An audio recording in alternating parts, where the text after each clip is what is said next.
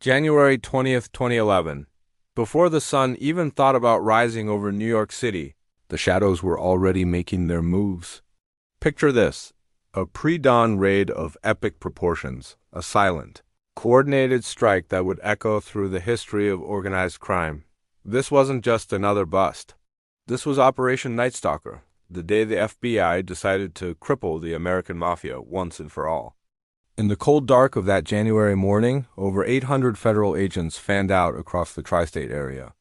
Their target list was a who's who of the underworld, 127 names. This was the single largest mob takedown in the entire history of the FBI, a meticulously planned operation years in the making. Tactical teams, armed with battering rams and arrest warrants, moved in on houses from Staten Island to New Jersey, ready to dismantle a criminal empire from the ground up. The charges laid out against them were a grim catalog of a violent legacy: murder, racketeering, extortion, loan sharking. It was a laundry list of sins that had stained the streets for decades. The indictments were so extensive, they felt like a final bill for a century of blood and fear, a debt that was finally being called in. For years, these men had operated with a sense of impunity, their actions whispered about in grainy surveillance photos taken in dark alleys and backroom social clubs. But that morning, the whispers became a roar. High-ranking made men, capos, and soldiers were dragged from their beds, swapping silk pajamas for steel handcuffs. The five families, the Gambino, Genovese, Lucchese, Colombo, and Bonanno, the legendary pillars of the New York Mafia, were effectively decapitated in a single, brutal morning sweep.